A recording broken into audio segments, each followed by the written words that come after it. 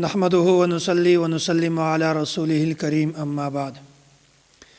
نن درس قرآن کې د 14مې سپارې خلاصه بیانېږي. د 15مې سپارې په اخر کې د مکې مشرکینو د رسول الله صلی الله علیه وسلم نه درې سوالونه کړي وو. په هغو درې سوالو کې درم سوال دغه ده چې هغه کوم کس ته چې هغه د مشرق او د مغرب سفر یې کړی ده. د دغه مراد ذوالقرنین ده. دا خبره یقیني نه ده چې ذوالقرنین د پیغمبر وي یا نه، دا هیڅ یقیني نه ده. خو بهرحال ذوالقرنین ته الله تعالی اقتدار او وسایل ورکړي وو. او بیا ذوالقرنین د مشرق سفر هم کړی وو او د مغرب سفر هم کړی وو او درم سفر غالبا د شمال کړی وو. په شمال کې د ځینې خلک ملاو شول. بیا هغو خلکو دته دا شکایت لګاو چې دلته یاجوج او ماجوج دي، هغه خلک نه پرېږدي، دلته قتل کوي او فساد پیدا کوي. او ذوالقرنین ته د مال پیشکش هم وکړو چې موږ دومره پیسې درکو، خو ته داسې وکړه دلته یو دیوال واچوه چې دغه یاجوج ماجوج د فساد نه موږ بالکل ځان بچ کړو. ذوالقرنین ورته وویل چې ما ته د تاسې د مال هیڅ ضرورت نشته، بس افرادي او جسمانی طاقت ته تاسو مدد کومه ده، دغه ماته ضرورت ده.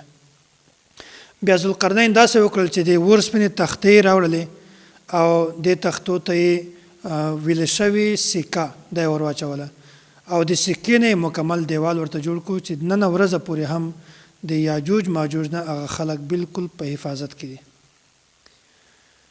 بیا الله تعالی دا خبره بیانوي: قل انما انا بشر مثلكم يوحى الي انما الهكم اله واحد.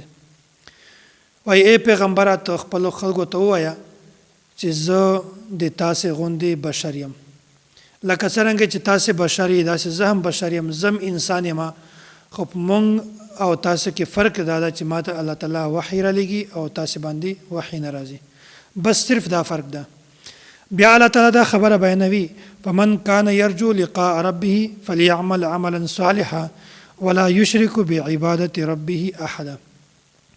وای کوم کس چې الله تعالی سره د ملاقات یقین لري، بیا هغه ته پکار ده چې د نیک اعمالو کې عملا صالحا، او بل دا خبره چې د الله تعالی سره څوک نه شریکوي. نیک اعمال دې کوي، نیک عبادت دې کوي او د الله تعالی سره څوک شریکوي هم نه. درمه خبره الله تعالی دا بیان کړې ده، وایي د اعمال د قبولیت لپاره درې شرطونه دي. اول شرط خدا ده چې د انسان عقیده ټیک وي. که د چا عقیده ټیک نه وي، بیا دا انسان که ډیر زیات اعمالو کې دا ده بالکل بیکاره دي. او په عقیده کې بنیادی عقیده ایمان ده. که د چا ایمان خراب وي، بیا د دا په اعمالو باندې ځان بالکل نستړی وي، ځکه چې د داسې کس اعمال د الله تعالی نیز باندې هیڅ مقام او مرتبه نشته. او د اعمالو د قبولیت دوم شرط دا ده چې دغه اعمال د سنت مطابق وي. او که چیرته د اعمال د سنت مطابق نه وي، د سنت خلاف وي، که دا ډېر اعمال وکړي، ډېر نیک عملونه وکړي، د یو هیڅ قدر او قیمت نشته. او درم شرط دا ده چې د انسان نیت ټیک وي.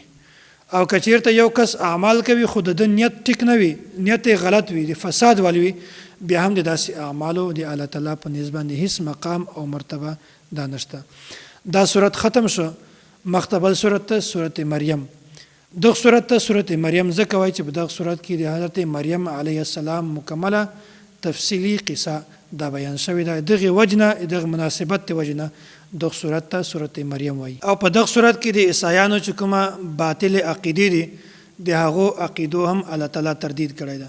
د عیسایانو دا عقیده وه چې عیسی علیه السلام دا خدای ده یا په دریو کې درم ده. الله تعالی دغه باطل عقیدې تردید کړی ده چې عیسی علیه السلام دا د مریم علیه السلام د نس نه پیدا شوی ده، دا نه خدای ده او نه د خدای بچی ده. داسې بیا مخته د حضرت زکریا علیه السلام دا دعا کړې وه چې یا الله ما ته بچی راکړه چې هغه د ما او د آل یعقوب وارث جوړ شي. دلته د وراثت نه مراد دنیاوي وراثت نه ده چې په دنیا کې به د ما د مال دی وارث جوړ شي، بلکې دلته مراد د وراثت نه مراد د انبیای کرامو چې کوم د نبوت علوم دي د هغو وراثت مراد ده. ځکه چې کوم نبی هم په دنیا کې لږ معمولی سامان وي، خو هغه پیغمبر چې کله د دنیا نه ځي بیا هغه سامان د وراثت نه وي. نو د وجې نه دلته زکریا علیه السلام چې کومه دعا غوښتې ده دغه نه مراد د علم د نبوت چې کوم علوم دي د هغې وراثت مراد ده، د دنیا وراثت مراد نه ده. بیا الله تعالی د حضرت زکریا علیه السلام دعا دا قبوله کړله او بیا حضرت زکریا علیه السلام ورته وویل چې زه خو بوډا یم او د ما ښځه دا هم بوډۍ ده، بیا څرنګې به الله تعالی ماته بچی راکوي. داسې حیرانتیا والا خبره ده. بیا الله تعالی درته وایي چې زه تا ته بغیر د اسباب نه بچی درکوم. او بیا داسې وسول چې حضرت زکریا علیه السلام ته الله تعالی نشانی ورکړله چې ته بالکل ټیک ټاک وي، خو ته به درې شپې بالکل د چا سره خبرې هم نشي کولی. دا ټول تفصیل دلته ذکر شوی ده. بیا په دې نه مخته حضرت مریم علیه السلام دا تفصیلي واقعه بیان شوې ده، خو زه د هغې صرف خلاصه درته بیانوم. واذکر فی الکتاب مریم. نو حضرت مریم علیه السلام دغه د دې یوه معجزه وه چې عیسی علیه السلام دا بغیر بې پلاره پیدا شو. او داسې د عیسایانو چې کوم تردید او د باطل عقیده او د هغې تردید هم الله تعالی دلته بیان کړ. د حضرت مریم علیه السلام عمر 14 یا 15، دا دواړه اقوال ملاویږي چې د عمر 14 کاله و یا 15 کاله و. بیا د یوه کښلي انسان په شکل کې یو سړی راغی، حضرت جبرائیل امین. او په دې ځای کې مریم بیا پرده وکړله، ده ورته وویل وایي زه الله تعالی را لېږلی یم تا ته یوه خوشخبري درکوم. خوشخبري دا ده چې تا ته به الله تعالی بچی درکوي. او بیا داسې وشول چې جبرائیل امین داسې وکړل چې د مریم په دغه ګریبان کې یې پوکی ور وکړ، چوف یې کړل. او بیا د هغه د وجې نه حمل پیدا شو، حمل جوړ شو. او بیا دا ورته وویل چې کله د تا بچی پیدا کېږي بیا ته داسې د یو خلاص میدان و دغ ته یې ولېږل دا ته ولاړه شه. بیا هلته چې کله ولاړله بیا په یو ځای کې آبادي نه وه، نه میوه وه، نه تشی و، خو الله تعالی بې موسمه خجیره باندې خجیرې ورته پیدا کړې او چشمې د اوبو چشمې ورته جاري کړلې. بیا د هغې نه د خوراک کوو، بچی پیدا شو، هغې نه بعد بیا هم د خوراک کوو. د دې نه خو 40 ورځې یا د نفاس کم مدت چې کوم ادب 40 نه کم هغه پوره شولې. بیا د هغه ځنه چې کله د خپل خاندان ته راغله بیا د خاندان خلکو په دې باندې تهمت ولګاوه چې تا خو نکاح نه ده شوې، بیا دا بچی د کومه خوا راوړی ده. بیا دلته دې ته حکم شوی و چې کله تا ته داسې څوک ووایي په هغه وخت کې ته بالکل خاموشي اختیار کړه او بچي ته اشاره وکړه.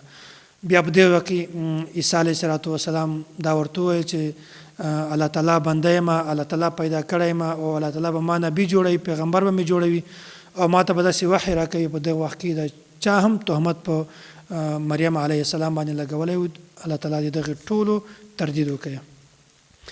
بیا الله تعالی د حضرت ابراهیم علیه السلام دا واقعه بیان کړې ده. وایي د خپل پلار ته د دین او د اسلام دعوت ورکړ په داسې یوه بهترین انداز او طریقه باندې د خپل پلار ته دعوت ورکړو، خو پلار بیا هم دین قبول نه کړ او پلار یې دمکۍ ورکړله او چیلنج یې ورکړو چې ته د خپل دین نه د خپل دعوت نه باز راشه، که نه یې په تا باندې موږ د کاڼي باران راکوو. خو په یو وخت کې حضرت ابراهیم علیه السلام دا ورته وویل چې زه به د الله تعالی نه د تا د هدایت دعا غواړم. دا هغه وخت و چې ابراهیم علیه السلام ته دا پته نه وه چې د ما پلار ایمان نه راوړي، خو چې کله دا علم ورته وشو چې ما پلار ایمان نه راوړي، په یو وخت کې د پلار دپاره دعا هم دا پرېښودلې. بیا الله تعالی مخکې د حضرت ادریس علیه السلام دا تذکره بیان کړې ده. وایي ادریس علیه السلام ته الله تعالی بعضې خصوصیات ورکړي وو. اول خصوصیت خدا ده چې اول ادریس هغه انسان ده، هغه بشر ده چې د په قلم باندې لیکل شروع کړل. او بل خصوصیت دا ده چې حضرت ادریس علیه السلام هغه انسان ده چې دوی یوه کپړه وګنډله او هغې نه یې لباس جوړ کړو. په دې نه مخته چې کومره خلک وو هغو ټولو د چمړې والا لباس اغوست. او حضرت ادریس علیه السلام هغه انسان ده چې د اسلحه جوړه کړه او جهاد یې شروع کړو په اسلحه باندې. او ادریس علیه السلام هغه اول انسان ده چې د په حساب کتاب کې ډېر زیات ماهر و. دا صورت ختم شو، مخته بل صورت ته صورت طه. او د باره کې تفصیل تیر شوی دا د حروف مقطعات نه دي. د دې معنی الله تعالی ته معلومه ده، بل هیڅ چاته نه ده معلومه. ما انزلنا علیک القرآن لتشقى، نبی علیہ الصلوۃ والسلام باندې چې کله اول قرآن کریم نازلېدل شروع شول، بیا به دا ډېر زیات مشقت کوو او د تهجد په لمانځه کې به دومره زیات قرآن کریم به د وایه پوره شپه چې د ده پښې به میږي شولې، او داسې د ده پښې چې کومه وې په دې باندې به ورم راغی. نو بیا الله تعالی ورته وویل وایي ای پیغمبره دومره زیات محنت او دومره زیات کوشش مه کوه، دومره زیات ځان په تکلیف کې ما اچوه، ځکه چې دین دا په اعتدال سره راغلی ده. بیا نبی علیه الصلوۃ والسلام په هغه نه بعد خپل معمول بدل کو، په تهجد کې د شپې به نیم وخت آرام کو او نیم وخت به د تهجد لمونځ کو. بیا د استوا علی العرش مسله بیان شوې ده.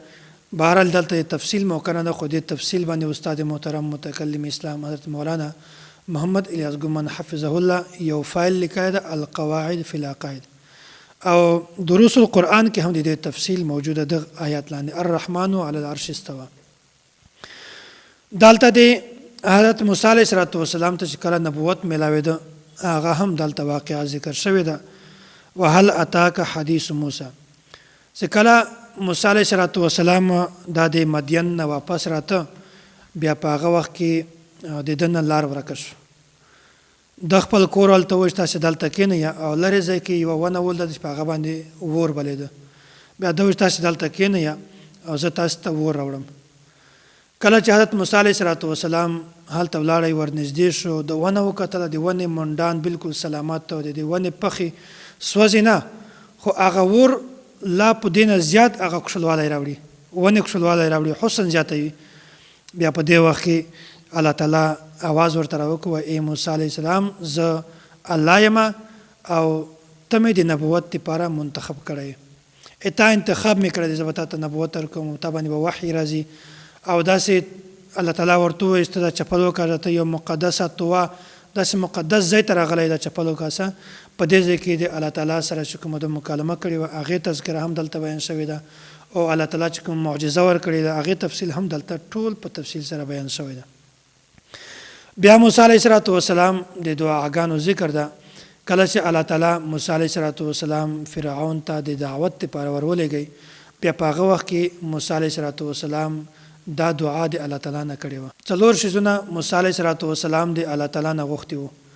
اول خو دا و موسی علیه السلام ورته وویل چې کومه خبره زه فرعون ته کوم هغه خبره په ما باندې بالکل کلاو که، چې داسې نه وي چې هغه خبره د ده په سمج کې نشي را، بالکل زه خبره په صحیح طریقه باندې ته بیان کړم. او دوم دعا دا کړې وه چې یا الله ما ته اسباب راکړه، او درمه دعا دا کړې وه چې یا الله ما ته فصاحت راکړه، ما په ژبه کې چې کوم لکنت ته دا لکنت ختم کا. او څلورمه دعا دا کړې وه چې یا الله د ما ورور هارون علیه السلام دا د ما معاون جوړ کړه. الله تعالی د دو 4 سره دعا دا قبول کړلې. بیا الله تعالی د احسان او د تسلی لپاره د موسی علیه السلام د وړوکوالي والا واقعه دا درته بیان کړله. ورته وویل وایي د موسی د موسی علیه السلام مور چې کومه هغې ته موږ ووایو داسې موسی په یوه صندوق کې بند کا، په یوه تابوت کې بند کا، بیا دا اوبو ته واچوه. بیا هغه صندوق ته د فرعون چې کوم دغه ځای و محل و هغه محل ته ورسېدو. بیا په هغه وخت کې دا قانون جوړ شوی و چې یو کال بچیان ژوندي پاتې کېږي، یو کال به بچیان مړه کوو. خو موسی علیه السلام په هغه کال باندې پیدا شوی چې کوم کال باندې بچیان مړه کول. بهرحال دغه بچی سره موسی علیه السلام سره د خور دا روانه وه چې کله محل ته ورسېده. بیا بهرحال تفصیلي خبره ده چې کله د ده د شودو خبره راغله، دا خو شودې نه څکي د بل ښځې، نو په هغه وخت کې د ده خور ورته ویل چې دلته یوه ښځه ده د هغې شودې څکي. بیا بهرحال موسی علیه السلام خپل کور ته واپس راغی. نو دا په تفصیل سره دا خبره هم الله تعالی دلته بیان کړله.